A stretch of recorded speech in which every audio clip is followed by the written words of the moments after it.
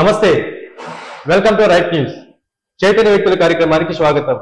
ఈనాటి కార్యక్రమంలో పాల్గొనడానికి మనతో ఉన్నారు ఆనం వారి ముఖ్య అనుచరులలో ఒకరు,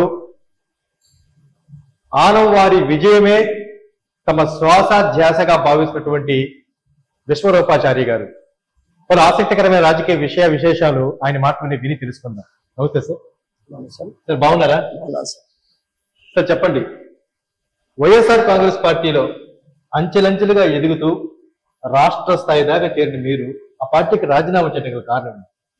ముందుగా రైట్ న్యూస్ ఛానల్ కి జీవా గారికి ముందుగా నమస్కారాలు. ప్రతినిత్యం రైట్ న్యూస్ ద్వారా జిల్లాలో జరుగుతున్నటువంటి ప్రతి ఒక్క విషయాన్ని ప్రజల ముందు చూపిస్తూ ప్రజలకు నిత్యం అందుబాటులో ఉన్నటువంటి మీ యొక్క మీడియా సోదరులకి అలాగే రైట్ న్యూస్ కి ముందుగా నా ధన్యవాదాలు. అది ఎందుకు వైసీపీకి మీరు రాజీనామా చేయవలసి వచ్చింది? సార్, నేను వైఎస్ఆర్ కాంగ్రెస్ పార్టీ ఆవిర్భావం నుంచి వైఎస్ఆర్ కాంగ్రెస్ పార్టీలో జగన్మోహన్ రెడ్డి గారికి ఎంతో ఆకర్షితున్నాయి. నేను వైఎస్ఆర్ కాంగ్రెస్ పార్టీలో పనిచేశాను. జగన్మోహన్ రెడ్డి గారు యువతకి విద్యార్థులకి ఎన్నో మంచి అవకాశాలు కల్పిస్తారని గతంలో ఓదార్పు యాత్ర నుంచి జగన్మోహన్ రెడ్డి గారి కోసం చాలా కష్టపడి పనిచేశాము. 2014లో కష్టపడి అప్పుడు ప్రతిపక్షంలో ఉన్న విద్యార్థుల పక్షాన యువత పక్షాన ప్రతినిత్యం విద్యార్థుల కోసం మేము పోరాటాలు చేస్తూనే ఉన్నాము.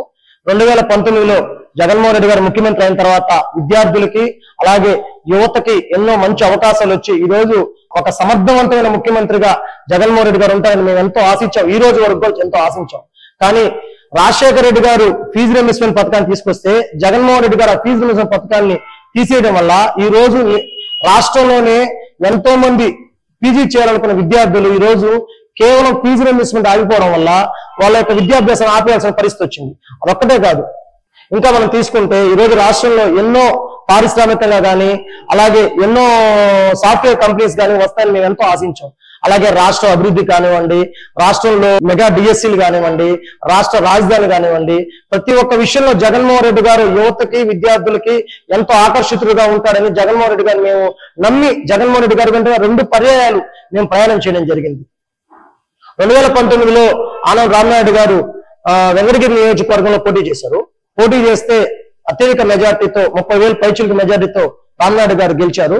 గెలిచిన నాటి నుంచి అభివృద్ధి పరమావధిగా పార్టీ కోసం పనిచేస్తూ వెంకటగిరి నియోజకవర్గ ప్రజల కోసం, వెంకటగిరి నియోజకవర్గంలో ఉన్నటువంటి వ్యక్తుల కోసం, వాళ్ళకి ఏం కావాలి వెంకటగిరి నియోజకవర్గ అభివృద్ధి కోసం పనిచేస్తూ ఒకవేళ అభివృద్ధి జరగకపోతే జగన్మోహన్ రెడ్డి గారి దృష్టికి తీసుకెళ్లి వెంకటగిరి నియోజకవర్గంలో బాలాయపల్లి కానివ్వండి, రాపూర్ కానివ్వండి, కలువాయి కానివ్వండి, సైదాపురం కానివ్వండి, అక్కడ అభివృద్ధి కార్యక్రమాల గురించి ప్రతినిత్యం జగన్మోహన్ రెడ్డి గారి దృష్టికి రామనాయుడు గారు తీసుకెళ్తూనే ఉన్నారు. కానీ కొన్ని అభివృద్ధి కార్యక్రమాల్లో రామనాయుడు గారు చేయలేని పక్షంలో ఎంతో వేదనకు గురయ్యారు రామనాయుడు గారు. నేను అనుకున్న స్థాయిలో వెంకటగిరి నియోజక ప్రజలకు అనుకున్న విధంగా నేను అభివృద్ధి చేయలేకపోతున్నాను అనుకొని 1 సంవత్సరం క్రితమే రామనాయుడు గారు నేను ఈ అధికార పార్టీలో ప్రజలందరికీ అభివృద్ధి కార్యక్రమం చేయలేకపోతున్నాను అని భావించి వైఎస్ఆర్ కాంగ్రెస్ పార్టీలో నుంచి రామనాయుడు గారు బయటకు రావడం జరిగింది. సో ఆయన అడుగు జాడలో మీరు బయటకు వచ్చారంటారా?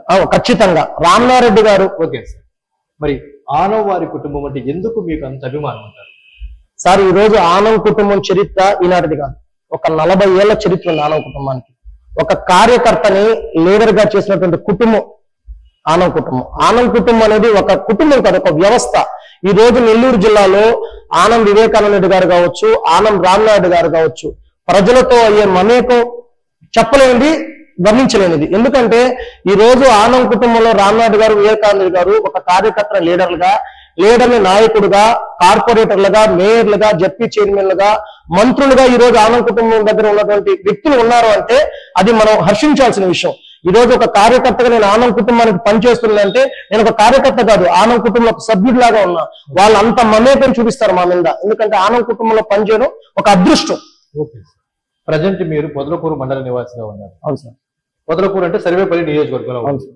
సర్వేపల్లి నియోజకవర్గం నుంచి ప్రజెంట్ ఆనం వారి కుటుంబం నుంచి ఎవరు కంటెస్టింగ్ లేరు సార్. సో సోమిరెడ్డి గారు ఉన్నారు. సో మీరు వైఎస్ఆర్ కాంగ్రెస్ పార్టీకి రాజీనామా చేశారు అంటే సోమిరెడ్డి గారి విజయం కోసం పనిచేయబోతున్నారా? సార్, ఆనం రామనారాయణ రెడ్డి గారు, మా యువనేత ఆనం రంగమయ్య రెడ్డి గారు ఏది ఆదేశిస్తే వారు ఆదేశాలు తూచా తప్పకుండా సోమిరెడ్డి గారి కోసం మీరు పనిచేయాలి, ఖచ్చితంగా తెలుగుదేశం పార్టీ విజయం కోసం మీరు కృషి చేయాలని మా రామనాయుడు గారు మమ్మల్ని ఆదేశిస్తే ఖచ్చితంగా 100% సోమిరెడ్డి గారి విజయం కోసం కృషి చేస్తాం. తెలుగుదేశం పార్టీ అభివృద్ధి కోసం, తెలుగుదేశం విజయం కోసం పనిచేస్తాం. Okay sir. అంటే ఇంతకీ అధికారికంగా తెలుగుదేశం పార్టీలో ఎప్పుడు చేరనున్నారు?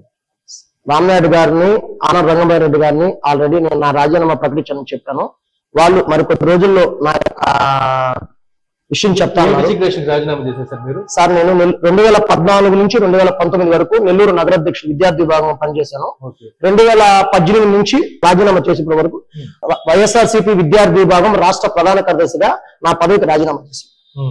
సో రాష్ట్ర స్థాయికి వెళ్ళి ఆనవాళ్ళు లేరు అన్నటువంటి ఆనవారి కుటుంబం వైసీపీ లేదని ఒకే ఒక కారణంతో మీరు బయటకు వచ్చారు. సార్ ఆనవ కుటుంబం వాళ్ళను ఉన్న నియోజకవర్గాన్ని అభివృద్ధి పదంలో నడిపించడానికి పనిచేస్తుంది. అది ఏ పార్టీ అయినా సరే, అదే వైఎస్ఆర్ కాంగ్రెస్ పార్టీ కావచ్చు, తెలుగుదేశం పార్టీ కావచ్చు, కాంగ్రెస్ పార్టీ కావచ్చు, అక్కడ నియోజకవర్గ ప్రజలు నేను శాసనసభ్యుడిగా అంటే రామనాయుడు గారు శాసనసభ్యుడిగా ఉన్నప్పుడు ఆనందంగా ఉన్నారా లేదా, వాళ్ళకి సరైన రీతిలో ఆనంద్ కుటుంబం పనిచేసిందా లేదా, ఈ రోజు ఎక్కడ పనిచేసినా మీరు ఆత్మకూరులో పనిచేసినా ఎక్కడ పనిచేసినా రామనాయుడు గారి మార్పు మనకు కనిపిస్తుంది. మీరు ఆత్మకూరు విషయం ప్రస్తావించారు కాబట్టి మాట్లాడుతుంది. చెప్పండి. ప్రజెంట్ ఆత్మకూరు నియోజకవర్గంలో ఆనం రామనారాయణ గారు సుడిగాలి పర్యటన జరుపుతూ ఉన్నారు. సో కాస్త గ్యాప్ వచ్చింది ఆత్మకూరు నియోజకవర్గంతో. ఈ గ్యాప్ ను తట్టుకొని రేపు విజయం సాధించబోతున్నారు. సార్ మీకు నేను చెప్తే ఆత్మకూరు నియోజకవర్గంలో గతంలో 10 ఏళ్ల క్రితం రామనాయుడు గారు ఎమ్మెల్యేగా మంత్రిగా పనిచేశారు. ఆ రోజుల్లో కొన్ని లక్షల రూపాయలు అభివృద్ధి చేశారు. ఏంది ఆత్మకూరు నియోజకవర్గం. ముఖ్యంగా చెప్పుకుంటే ఆత్మకూరు నియోజకవర్గాన్ని మున్సిపాలిటీ చేసిన చరిత్ర ఆనం కుటుంబానికి. ఆత్మకూరు నియోజకవర్గంలో 100 పడకల హాస్పిటల్ కానివ్వండి, పాలిటెక్నిక్ కాలేజీ కానివ్వండి, డిగ్రీ కాలేజీ కానివ్వండి, ఆత్మకూరులో నీకు ఇప్పుడు నెల్లూరు ఆత్మకూరు వరకు డబుల్ రోడ్ కానివ్వండి, ఇలా ఎన్నో అభివృద్ధి కార్యక్రమాలు ఆత్మకూరు ప్రజల గుండెల్లో ఈ రోజు కూడా చిరస్థాయిగా మిగిలిపోయిన వ్యక్తి ఆనం రామారెడ్డి గారు. ఓకే.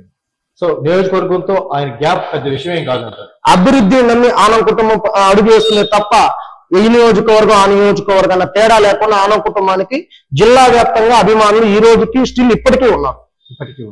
ఎందుకంటే నెల్లూరు జిల్లాలో కూడా మీరు మార్క్ తీసుకుంటే ఈరోజు ఏసీ సుబ్బారెడ్డి మెడికల్ కాలేజ్ తీసుకున్నా, విఆర్ లా కాలేజీ తీసుకున్నా, VR IAS college, IPS college తీసుకున్నా, విఆర్సి స్కూల్స్ తీసుకున్నా, ఆనాడు ఆనం వివేకానంద రెడ్డి గారు, స్వర్గీయ ఆనం వివేకానంద రెడ్డి గారు ఆనాడు అభివృద్ధి చేసిన పథకాలు మాత్రమే అభివృద్ధి మాత్రం ఈ రోజు కళ్ళ కట్టినట్టు కనిపిస్తుంది. ఈ రోజు నెల్లూరు నగరంలో రూరల్లో ఆనం వివేకానంద రెడ్డి గారు లేని లోటు కనిపిస్తుంది ప్రజల్లో. Okay sir. ఆత్మకూరు విషయానికి వస్తే ఆనం రామనారాయణ గారి విజయం ఖాయమని మీరు అంటున్నారు. వివేకానంద రెడ్డి గారి మాటలు ప్రస్తావన తీసుకొచ్చిన కాబట్టి మాట్లాడుతున్నాం.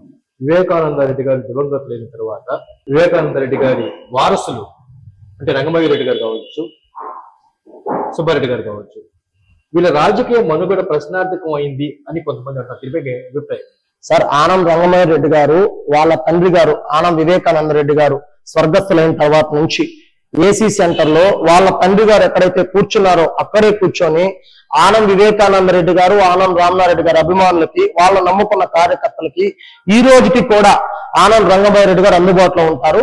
ఎప్పటికప్పుడు వాళ్ళ సమస్యల్ని పరిష్కార దిశగా తీసుకెళ్తారు. పదవులతో సంబంధం లేకుండా ఈ రోజు మీరు నెల్లూరు జిల్లాలో ఎక్కడ తీసుకున్నా సరే ఆనం కుటుంబ సభ్యులు, ఆనం కోసం పనిచేసే వ్యక్తులు ఒక్కరు ఖచ్చితంగా ప్రతి ఒక్క ఆఫీస్ లో ఈ రోజుకి ఉన్నారు. ఎందుకంటే లైవ్ మేము ఎన్నోసార్లు ప్రతి ఒక్క ఆఫీస్ కి వెళ్ళాం. అక్కడ మాకు చెప్పే మాట ఏంటంటే, ఆనాడు మేము ఆనం వివేకానంద రెడ్డి గారు మాకు ఇచ్చిన భిక్ష, ఆనాడు ఆనం రామనాయుడు గారు మమ్మల్ని ఈ రోజు ఈ పొజిషన్ లో ఉన్నాము, మేము ఏం కావాలని మీకు సహాయం చేస్తాము అని మా కళ్ళ ముందు చాలా మంది చెప్పారు. లైవ్ లో నేను చూశాను. Okay sir. So Anam Rangamayya Reddy garu కనీసం అట ప్రజా పదవులు లేడు, లేదా పార్టీ పదవులు కూడా లేరు. సో తెలుగుదేశం పార్టీ ఏమన్నా పార్టీ పదవి ఇచ్చే అవకాశం ఉందా సమీప సమయం? సార్ ఆనం కుటుంబానికి పదవులు అవసరం లేదు. ప్రజలే ఆనం కుటుంబం బలము. వాళ్ళకు వ్యాపారాలు లేవు. రామనారెడ్డి గారికి కానివ్వండి, వివేకానంద రెడ్డి గారికి కానీ వాళ్ళు ప్రజాక్షేత్రంలో ప్రజల కోసం, ప్రజల అభివృద్ధి కోసం, నియోజకవర్గ అభివృద్ధి కోసం మాత్రమే పనిచేస్తారు. ఈ రోజు మీరు ఎంతో మంది శాసనసభ్యులు తీసుకోవచ్చు. వాళ్ళందరూ ఏంటంటే ఒక పక్క వ్యాపారాలు, విద్యా సంస్థలు, కాలేజీలు ఉన్నాయి. కానీ ఆనం కుటుంబానికి అంటే ఆనం వివేకానంద రెడ్డి గారు కావచ్చు, రామనాయుడు గారు కావచ్చు, వారి పిల్లలు ఇప్పుడు ఏసీ సుబ్బారెడ్డి గారు కావచ్చు, కైవలరెడ్డి గారు కావచ్చు, సుబ్బగారెడ్డి గారు కావచ్చు, ఏసీ సుబ్బారెడ్డి గారు కావచ్చు, వీళ్ళందరూ కూడా కేవలం రాజకీయాలే పరమావధిగా పనిచేస్తున్నారే తప్ప వ్యాపారాలు అనేది మాట ఎక్కడ కూడా వాళ్ళకి లేదు. వాళ్ళు కార్యకర్తల కోసం, వాళ్ళు నమ్ముకున్న వ్యక్తుల కోసం పనిచేస్తారు. ఓకే. రాష్ట్ర స్థాయిలో విద్యార్థి విభాగంలో పనిచేస్తున్న మీరు వైఎస్ఆర్ కాంగ్రెస్ పార్టీకి రాజీనామా చేసి బయట వచ్చారు. ఇంతకీ అసలు విద్యార్థి విభాగం కావచ్చు, నిరుద్యోగులు కావచ్చు, వీరు అధికార పార్టీ వైఎస్ఆర్ కాంగ్రెస్ పార్టీ ప్రభుత్వం పైన వీరి అభిప్రాయం ఏంటి? సార్ ఈ రోజు విద్యార్థులకి చెప్పాను కదా, ఫీజు రీయింబర్స్మెంట్ పథకం రాకపోవడం వల్ల కొన్ని లక్షల మంది విద్యార్థులు ఈ రోజు పీజీ చేయలేకపోయారు. పీజీ అంటే ఎంఎస్సీ కావచ్చు, ఎంఏ కావచ్చు, ఎంకామ్ కావచ్చు. అలాగే నిరుద్యోగులకి నిరుద్యోగ అవకాశాలు వస్తాయని జగన్మోహన్ రెడ్డి గారికి చాలా మంది ఆకర్షితులయ్యారు. ఆకర్షణ వ్యక్తిలో నేను ఒకరిని. నేను బీటెక్ పూర్తి చేశాను, ప్రజెంట్ లా చేస్తూ ఉన్నాను. అలాంటి ఆకర్షణ వ్యక్తిలో నేను ఒక వ్యక్తిని. ఈ రోజు రాష్ట్రంలో విద్యార్థులకి ఉద్యోగ అవకాశాలు లేవు. ఎక్కడ కూడా సంస్థలు రావట్లేదు, పరిశ్రమలు రావట్లేదు. ఉద్యోగ అవకాశాలు ఎక్కడ కల్పిస్తారు? ఈ రోజు విద్యార్థులు, నిరుద్యోగులు ఈ రోజు వాలంటీర్ 5,000 రూపాయలు ఇచ్చామని చెప్తున్నారు. కానీ దానివల్ల ఈ రోజు ఒక నిరుద్యోగి వాళ్ళ కుటుంబాన్ని నడుపుకునే పరిస్థితి లేదు. కాబట్టి నిరుద్యోగులకి నిరుద్యోగ అవకాశాలు లేవు, విద్యార్థులకి అట్లాగే ఈ రోజు అనుకున్నంత విధంగా సంస్థలు రావట్లేదు. సో మొత్తానికి జగన్మోహన్ రెడ్డి గారి పరిపాలనపై ఇటు విద్యార్థి విభాగం, అటు నిరుద్యోగులు చాలా బాధల్లో ఉన్నారు. బాధల్లో ఉన్నారు అనే దానికన్నా ఈ ప్రభుత్వంలో మాకు సరైన న్యాయం జరగలేదని ఒక విద్యార్థి విభాగం నాయకుడిగా విద్యార్థుల పక్షాన, యువత పక్షాన నేను చెప్తున్నాను. ఓకే, మీరు రాజీనామా చేసి బయట వచ్చేస్తారు. పొదలకూరులో ఉన్నారు ప్రజెంట్. సర్వేపల్లి నియోజకవర్గంలో నిన్న మొన్నటి వరకు వైఎస్ఆర్ కాంగ్రెస్ పార్టీకి బాగా ఉంది అని కొన్ని సర్వేలు ఉన్నాయి. అయితే మారిన రాజకీయ సమీకరణ నేపథ్యంలో సోమిరెడ్డి గారు వేగంగా దూసుకుపోతున్నారు అన్నటువంటి ఒక టాప్ రాజకీయ విశ్లేషణ మధ్య నడుస్తుంది. నిజంగా సోమిరెడ్డి గారు బాగా బలం పుంజుకున్నారు సర్వేపల్లిలో ప్రజెంట్ స్టిల్. సార్ 2019లో జగన్మోహన్ రెడ్డి గారికి ఉన్న వేవు, వైఎస్ఆర్ కాంగ్రెస్ పార్టీకి ఉన్న వేవు 2024లో లేదనేది నా అభిప్రాయం, నా ఒక వ్యక్తిగత అభిప్రాయం. అధికారం వచ్చిన తర్వాత ఈ అభివృద్ధి కార్యక్రమాలు, ప్రజలు ఏవైతే ఇబ్బంది పడ్డారు, ప్రజలు ఏదైతే నిత్యావసర వస్తువులు కానివ్వండి, కరెంటు బిల్లులు కానివ్వండి, ఇప్పుడు ప్రతినిత్యం ఇసుక అని చెప్పారు, ఇసుక ఫ్రీగా ఇస్తానని చెప్పారు ప్రజలకి. ఈరోజు ఇసుక మనం ఫ్రీగా ఇవ్వలేకపోతున్నాం ప్రజలకి. ఇలాగ ఎన్నో ఈ రోజు చాలా ప్రజలు సమస్యలతో బాధపడుతూ ఉన్నారు. ఇవన్నిటికీ న్యాయం జరుగుద్దనే జగన్మోహన్ రెడ్డి గారు ముఖ్యమంత్రిగా చేసుకున్నారు. కానీ జగన్మోహన్ రెడ్డి గారు ముఖ్యమంత్రిగా చేసుకున్న తర్వాత కూడా మాకు సరైన న్యాయం జరగలేదని ఈ రోజు విద్యార్థుల్లో, యువకుల్లో, నిరుద్యోగుల్లో ఉంది, ఈ రోజుకి ఉంది. రేపు చంద్రబాబు నాయుడు గారు ముఖ్యమంత్రి అయితే మరిన్ని ఉద్యోగ అవకాశాలు, మరిన్ని కంపెనీస్ మన రాష్ట్రానికి వచ్చి మాకు సరైన ఉద్యోగ అవకాశాలు వస్తేనే నిరుద్యోగులు, యువకులు నమ్ముతూ ఉన్నారు. చంద్రబాబు నాయుడు గారు ఈ మధ్య ఒక చిన్న మీటింగ్ లో కూడా చెప్పారు, నేను ముఖ్యమంత్రి అయిన తర్వాత 60 రోజుల మెగా డిఎస్సీ రిలీజ్ చేస్తానని చెప్పారు. కాబట్టి ఇలాంటి విషయాలకి యువత, విద్యార్థులు ఆకర్షితులు అవుతున్నారు. 2024లో చంద్రబాబు నాయుడు గారిని ముఖ్యమంత్రి చేసుకోవడానికి యువత, విద్యార్థులు ఎదురు చూస్తున్నారని నా యొక్క వ్యక్తిగత అభిప్రాయం. ఓకే సార్, నేను అంటున్నది సర్వేపల్లిలో సోమిరెడ్డి గారు బలం పుంజుకున్నారా? సర్వేపల్లి నియోజకవర్గ నివాసిగా చెప్పండి. 2019తో పోల్చుకుంటే ఈ రోజుకి బలం అయితే పుంజుకున్నారు. అంతేనా? మొత్తానికి అంటే పొదలకూరు మండలం అంటే కాకాని గోవర్ధన్ గారి సొంత మండలం కాబట్టి ఎప్పుడు ఎన్నిక జరిగిన ఈ 2 దఫాల ఇద్దరి మధ్య పొదలకూరు మండలంలో కాకాని గోవర్ధన్ గారికి బాగా బలం ఉండింది. ఈసారి పొదలకూరు మండలంలో ప్రజల ఆలోచన ఎలా ఉందంటారు? సార్ సోమిరెడ్డి గారు ఒక 1 వీక్ బ్యాక్ ఒక మాట చెప్పారు. పొదలకూరు మండలానికి సంబంధించి, నేను ఒక పొదలకూరు వాసిగా చెప్తున్నాను, పొదలకూరు మండలానికి ఒక డిగ్రీ కాలేజీ లేదు, గవర్నమెంట్ డిగ్రీ కాలేజీ లేదు. ఆ డిగ్రీ కాలేజీ చంద్రబాబు నాయుడు గారు ముఖ్యమంత్రి అయిన వెంటనే నేను తీసుకొస్తానని విద్యార్థులకి, యువతకి ప్రామిస్ చేశారు. అలాగే పొదలకూరు మండలంలో ఒక ఇంజనీరింగ్ కాలేజీ లేదు, గవర్నమెంట్ ఇంజనీరింగ్ కాలేజీ.